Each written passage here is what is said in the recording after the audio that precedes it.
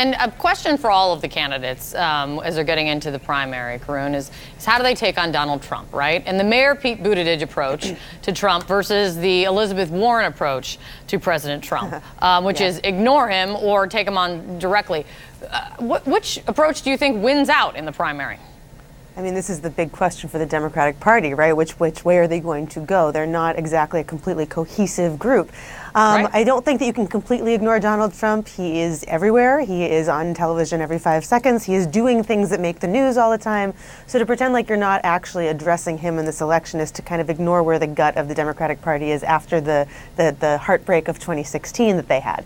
But, you know, to completely go further than you can actually substantiate necessarily by saying, oh, he's maybe not going to be a free person. I mean, the Mueller investigation has not gotten that far. The Democratic leaders in the House do not want to talk impeachment right now. So that may be just kind of throwing too much red meat out there. And clearly there's some sort of a happy middle, but we don't know who that's going to be or what it's going to sound like, because it's going to depend a lot on the candidate. And at this point, they're all making their pitches out there and seeing what sticks with which part of the base they hope to claim. They're not yet at the point where they're going to have to start answering, you know, and challenging each other. And that's when we're going to get to see, you know, really where they can kind of split the party. Yeah. Yeah. And also too much red meat. That is a line you will never hear. That is not a philosophy that Donald Trump adheres to. That's for sure. I do want to ask you about about Kamala Harris. During a radio interview this morning, she was asked about people questioning that she's not black enough. And I found it was important how she answered it and what she said. Let me play for you what she said. So I was born in Oakland. Yeah. and raised in the United States, except for the years that I was in high school in Montreal, Canada. And look, this is the same thing they did to Barack. Yes. This is not new to us. And so I think that we know what they're trying to do. They're trying to do what has been happening over the last 2 years, which is powerful voices trying to sow hate and division among us. Mm-hmm. And so we need to recognize when we're being played.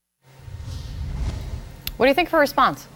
You know, I think it's a good response, and I think it's something she's going to have to answer more so in terms of politics, right? I mean, on the one hand, the question of blackness is about sort of where did you grow up and who your parents were, but it's also a question of how black are your politics, right? How well do they represent African Americans? And I think so her record as a prosecutor, I think when sometimes people talk about how black she is, in some ways they mean her record as a prosecutor and whether or not that is in line with what's best for African Americans, because we know about the disproportionate ways in which the criminal justice system has affected African Americans. But yeah, I mean, I think this is a question that she's going to get. You hear a lot of sort of Twitter buzz on this in some ways, with people questioning whether or not she's just performing blackness. Is she really black?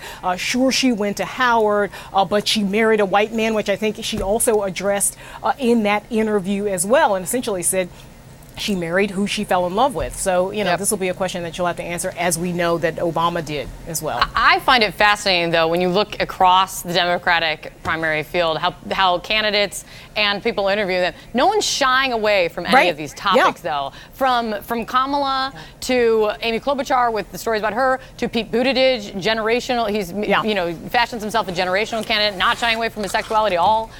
This is a fascinating moment to watch play out. It's good to see you guys. Thanks. Thanks, Kate.